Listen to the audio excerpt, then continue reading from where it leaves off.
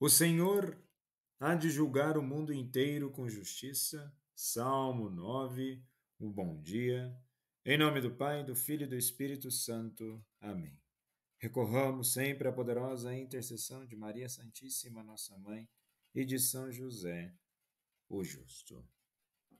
E a justiça de Deus, evidentemente, não é a mesma que a justiça humana, pois a mesma é perfeita. E a justiça de Deus sempre vem acompanhada de sua misericórdia, a qual leva o ser humano a uma nova dimensão de vida, trazendo a plenitude do nosso ser. Na primeira leitura de hoje da profecia de Joel, capítulo 1, dos versículos 13 ao 15, e capítulo 2, dos versículos 1 ao 2, fala de uma nação devastada.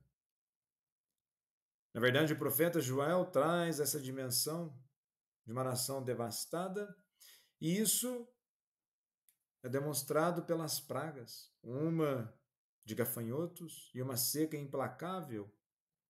Destruíram a colheita, o vinho, o azeite, itens essenciais para a subsistência e, crucialmente, para as ofertas e libações no templo. A crise não é apenas econômica, é uma crise de adoração. E quando a nossa adoração é interrompida, seja por calamidade, negligência ou pecado, qual deve ser a nossa resposta? Joel responde com um chamado que é ao mesmo tempo um lamento e um alarme. O primeiro alvo do chamado de Joel é a liderança espiritual, os sacerdotes e ministros do altar.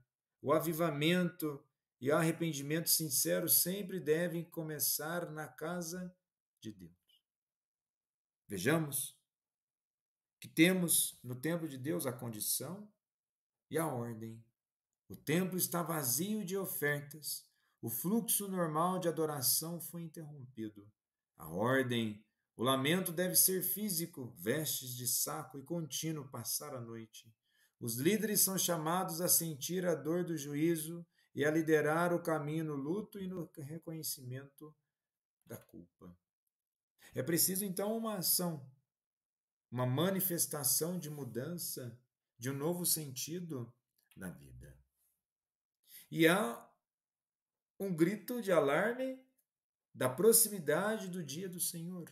O motivo de tanta urgência e solenidade é a iminência do dia do Senhor, um tema central na profecia de Joel. Vejamos que no versículo 15 está: Ah, que dia, porque o dia do Senhor está perto, e vem como assolação do Todo-Poderoso.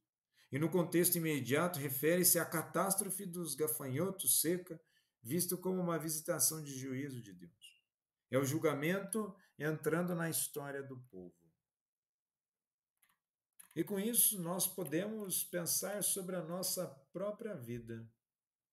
Nós não sabemos quando, nem o dia, nem a hora, quando tudo vai acabar. E quando digo tudo vai acabar, qual é o momento que nós estamos vivendo no máximo daquilo que nós podemos viver? Sabemos a que hora vai ser o último momento? Isso não deve gerar em nós um pensamento paranoico que nós temos que ficar a todo momento preocupado quanto que vai ser. A dimensão aqui é para que verdadeiramente nós possamos viver uma nova vida. As nossas crises, pessoais ou coletivas, são muitas vezes os gafanhotos que expõem o vazio da nossa adoração, expõem o vazio da nossa religião. Achamos que estamos vivendo de forma tão centrada em Deus, e pode ser que em alguns momentos nos deparamos com falhas da nossa própria adoração. Com isso, novamente, a conversão é algo contínuo, não isolado a um dado momento ou a uma sensação no corpo, uma sensação apenas de satisfação. A verdadeira conversão é constância e esforço. E no evangelho de hoje, em Lucas capítulo 11, dos versículos 15 ao 26, serve como uma poderosa e necessária forma de entender a vida. Sim, Joel fala de rasgar o coração. Jesus ensina que toda uma limpeza de uma vigilância ativa e contínua deve ser preenchida e guardada, pois o reino de Deus já chegou. Se o arrependimento de Joel prepara o terreno, o coração, Jesus então se apresenta como o mais forte que ocupa o território. E os adversários acusam Jesus de expulsar demônios por Beelzebul, tentando desqualificar a ação divina. E a resposta de Jesus é incisiva. Um reino dividido não subsiste. A ação de Jesus ao libertar o homem prova que Satanás não está agindo a favor de si mesmo. Na verdade, seu reino está sendo ativamente atacado e despojado. E a identidade de Cristo? Mas se é pelo dedo de Deus que eu expulso os demônios, então chegou para vós o reino de Deus. A profecia de Joel falava de um dia futuro, de juízo iminente. Jesus anuncia que em suas obras esse dia de julgamento e redenção já se manifestou.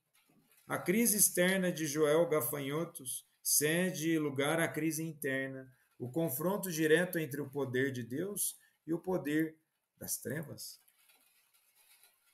E temos aqui o homem forte vencido. Jesus usa a parábola do homem forte para ilustrar a sua missão. O homem forte é Satanás, que guarda a sua casa, o coração do homem escravizado pelo pecado. O mais forte é Jesus, que o vence, desarma-o e toma os seus bens, liberta as almas. E o que Jesus diz? Quem não está comigo está contra mim, e quem não recolhe comigo dispersa. O chamado de Joel é para o juntamento na Assembleia Solene. Jesus agora vai radicalizar. Não há neutralidade na nova aliança. A conversão exigida não é um ato isolado de luto, mas uma adesão ativa e militante ao rei mais forte. E a parte final deste evangelho é a advertência mais séria e serve como o contraponto prático ao chamado de Joel para o arrependimento. A casa vazia e limpa. O espírito maligno sai, e ao retornar encontra a casa varrida e arrumada.